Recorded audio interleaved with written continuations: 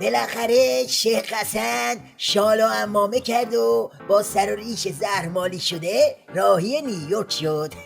جالب اینجاست که قبل از سوار شدن به طیاره و بال زدن به سمت کعبه آمالش یعنی ینگ دنیا، اومد جلوی تیبیریش و فیس تو فیس علی گدا تمام خواسته های کوسه رو ریخ رو دایره.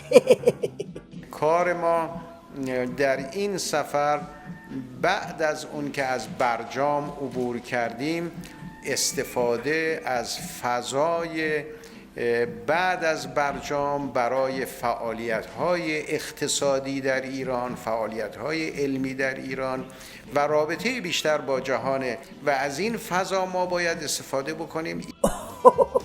عجب برنامه‌ای برای خودش ریخته، رابطه بیشتر با جهان و استفاده از فضا و دیگه چی؟ پس نفوذ چی میشه؟ رخنه رو چی کار میکنی؟ ایران مرکز عظیمی است که میتونه در منطقه یک توسعه بزرگ رو نوید بده و اگر میخواهیم همه متحد شیم در برابر بیگانگان، یکی از راه‌های مهمش توسعه اقتصادی است. باید با کشورهای همسایه با دنیا رو دعوت کنیم به سرمایه گذاری. ملاحظه میکنید چه لهلهی میزنه این شیخ حسن؟ میبینید چجوری واسه چسبوندن دنبش به غرب چشمک و چراغ میزنه؟ همه خواستش از غربیا و به خصوص آمریکا همینه، میگه بیایید سرمایه گذاری کنید تا این اقتصاد فشل نظام رو نجات بدیم. این یعنی دهنکجی به علی گدا و اقتصاد مقاومتیش. رئیس جمهور در نشست مدیران شرکت‌های تجاری، اقتصادی و صنعتی آمریکا تاکید کرد منابع عظیم انرژی و موقعیت ژئواستراتژیک ایران شرایط منحصر به فردی را برای فعالیت اقتصادی شرکت‌های خارجی ایجاد کرده است. رئیس جمهور افزود شرکت‌های آمریکایی منعی قائل نیست و آنها نیز می‌توانند در فضای رقابتی برای سرمایه‌گذاری و انتقال فناوری بهره بگیرند.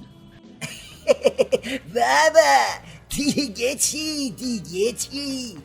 علی گدا میگه آمریکا دشمن درجه یکه، میگه هیچ رابطه‌ای با آمریکا نداریم، میگه همون یه جرعه زهری که خوردیم بسمونه. بعد این رئیس جمهور جام ذری داره به شیطان بزرگ تعارف میزنه که بفرما چلو کباب ژئواستراتژیک با سالاد و نوشابه و ماست خیارم کنارش.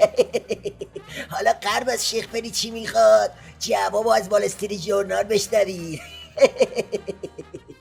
وال استریت ژورنال نوشت درونمایه دیپلماسی واشنگتن با تهران را این ایده تشکیل می‌دهد که ممانعت در جاه طلبی‌های هسته‌ای ایران به تبدیل نظام این کشور منجر خواهد شد.